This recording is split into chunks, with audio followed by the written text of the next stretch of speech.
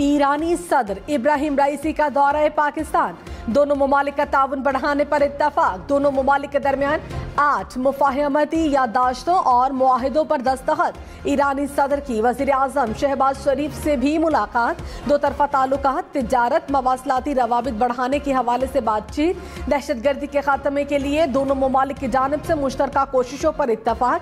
ईरानी सदर की वज़ीर खारिजा इसहाक डार से मुलाकात, बाहमी दिलचस्पी। दो तरफा ताल्लुकात पर तबादले ख्याल किया गया। ईरानी सदर को वज़ीर आज़म हाउस आमद पर गार्ड ऑफ ऑनर पेश किया गया।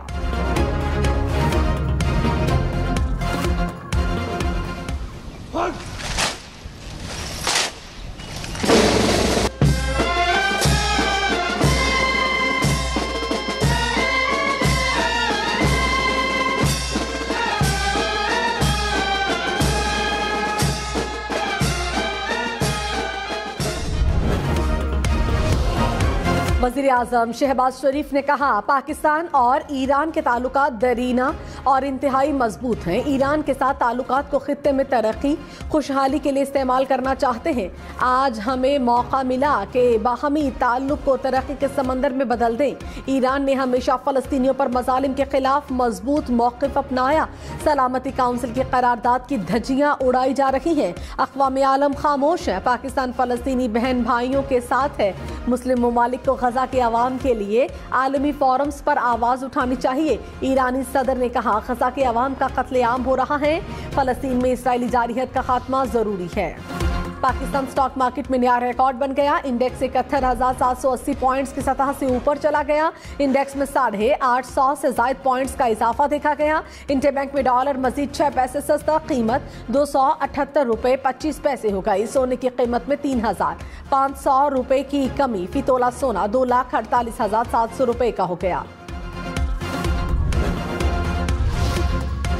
वज़ीर इत्तलात शर्जील इनाम मेमन कहते हैं, साबिक चेयरमैन पीटीआई सियासी जमातों को नहीं, पाकिस्तान को नुकसान पहुंचाना चाहते हैं। पाकिस्तान के खिलाफ गहरी साजिश हो रही है। 2018 में रिकॉर्ड धांधली करके उन्हें मुसल्लत किया गया। उन्हें भारत और इसराइल ने फंडिंग की, सबूत मौजूद हैं। उन्होंने ईमानदारी का मास्क पहनकर आवाम को धोखा दिया। पीटीआई मुल्क की तरक्की की राह में रुकावट बन रही है। साबिक चेयरमैन पीटीआई कह रहा है कि मुझे इख्तियार दो और केसेस माफ करो। आपने बुशरा बीबी को कैद तन्हाई में रखा हुआ है, ये एक तरह का तशद्दुद है। जस्टिस गुल हसन के अडियाला जेल मुंतकिल करने की दरखास्त पर रिमार्क्स। कहा, चीफ कमिश्नर खुद को कैसे सूबाई हुकूमत करार दे सकता है? आपके पास कोई ग्राउंड्स नहीं है। हम चाहते हैं इस केस में अब मजीद ताखीर ना हो। स्टेट काउंसिल ने अदालत को बताया कि हम अपने तौर पर देख रहे हैं कि सब जेल से मुतालिक कोई चीज गैर कानूनी तो नहीं। बुशरा बीबी के वकील से आइंदा समात पर तहरीरी दलाइल तलब। नवाज शरीफ आज रात चीन के दौरे के लिए रवाना होंगे। साबिक वजीर आजम चीन की अहम हुकूमती शख्सियात से मुलाकातें भी करेंगे।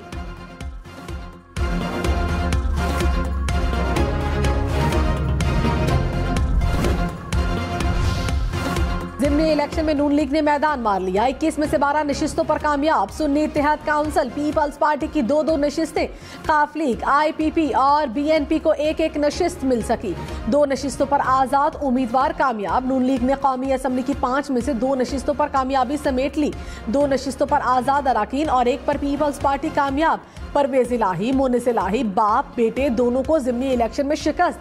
खैबर पख्तूनख्वा में तहरीक इंसाफ को अपसेट शिकस्त। मकतूल रेहान ज़ेब के भाई मुबारक ज़ेब ने बाजोड़ की 2 नशिस्तों पर सुन्नी इत्तेहाद काउंसिल को हरा दिया।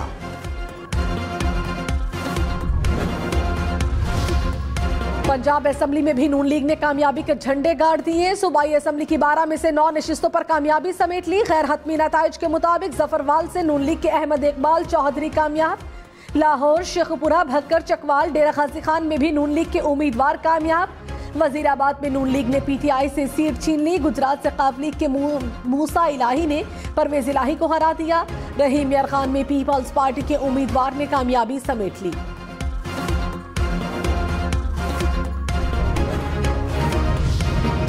मुस्लिम लीग नून के रहनुमा राना सनाउल्लाह ने तहरीक इंसाफ को बड़ी पेशकश कर दी। साबिक चेयरमैन तहरीक इंसाफ की रिहाई समेत हर बात पर बातचीत की दावत दे दी। कहा, मुल्क और सिस्टम की बेहतरी के लिए आए बैठे। मुज़ाकरात के जरिए नामुमकिन को मुमकिन बनाया जा सकता है।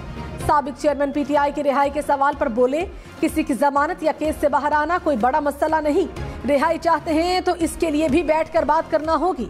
मौलाना फजलुर रहमान, महमूदा चकसई, अख्तर मेंगल को मनाने के लिए 10 बार भी जाना पड़ा तो जाएंगे।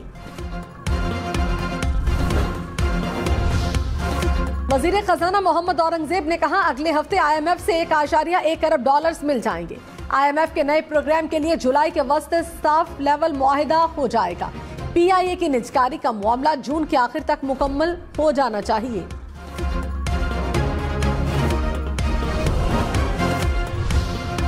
सिंध बलोचिस्तान के मुतादिद गैस और खाम तेल के कुओं से पैदावार में इजाफा। पाकिस्तानी पेट्रोलियम कंपनी ने पाकिस्तान स्टॉक एक्सचेंज को खत लिखकर आगाह कर दिया। कहा, मुख्तलिफ तकनीक के जरिए तेल और गैस के कुओं से पैदावार में इजाफा किया गया।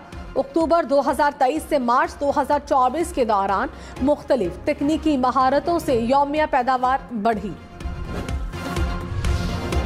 माड़ी पेट्रोलियम ने सिंध में तेल और गैस का जखीरा दरियाफ्त कर लिया। तर्जुमान के मुताबिक तेल और गैस का जखीरा सिंध में शवालवन कुएं से दरियाफ्त हुआ है। कुएं से 1040 बैरल खाम तेल यौमिया हासिल होगा।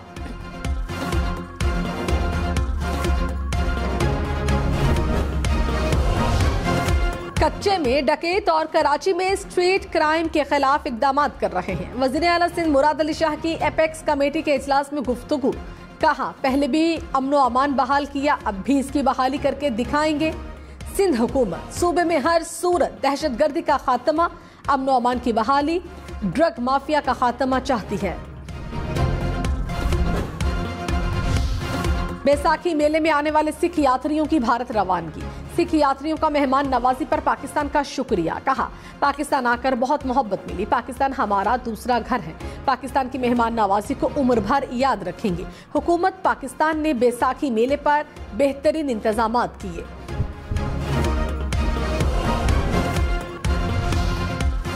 ईरानी सदर इब्राहिम राइसी ने कहा, पाकिस्तान हमसाया और बरादर इस्लामी मुल्क है।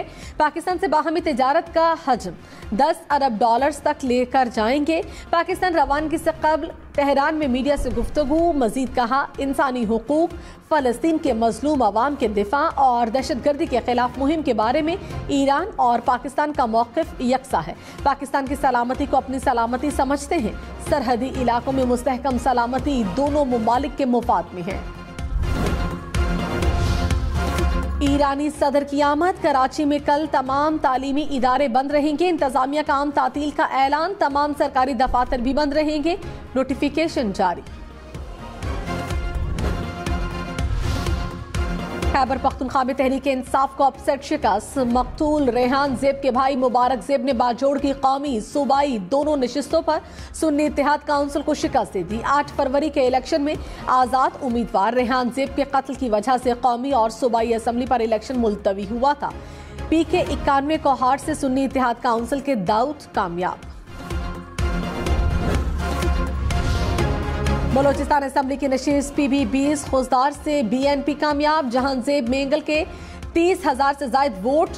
शफीक मेंगल 14,000 वोट ले सके। लसबेला से नून लीग के जरीन मक्सी 49,000 से ज्यादा वोट लेकर जीत गए। कला अब्दुल्ला में अवामी नेशनल पार्टी के इंजीनियर जुमरिक अचकजई कामयाब। पश्तून खान मैप के मीर वाइस खान दूसरे नंबर पर रहे।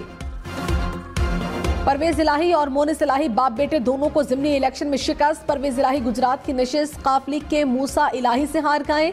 मोनिस इलाही को PP 164 लाहौर की नशिस्त पर नून लीग के राशिद मिन्हास ने हरा दिया।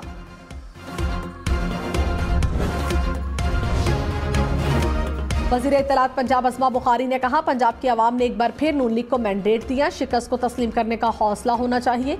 ऑपोजिशन को अब संजीदा सियासत की तरफ आना होगा। फितना फसाद पार्टी अपने अमाल पर गौर करे। पंजाब की आवाम शहरियों को आग लगाना पसंद नहीं करते। शहरों को आग लगाना पसंद नहीं करते। तहरीक इंसाफ की क़यादत NRO मांग रही है, लेकिन इनको NRO नहीं मिलेगा। कराची में क्या क्या गैर कानूनी हो रहा है, हमें भी सब पता है। चीफ जस्टिस काजी फायजीसा के चौधरी खलीकुल जमान रोड की कमर्शलाइजेशन के खिलाफ दरखास्त पर रिमार्क्स। कहा, किसको पैसे खिलाए हैं, रसीदें कहाँ हैं। बिल्डर्स ने 22 मंजिला इमारत बना दी है, रसीदें नहीं हैं। Lyari development authority, city district government या किसी को भी पैसे दिए हैं, आपके हाथ साफ हैं तो रसीदें दिखाएं। आइंदा समात रोड की कमर्शलाइजेशन से मुतालिक रिकॉर्ड तलब।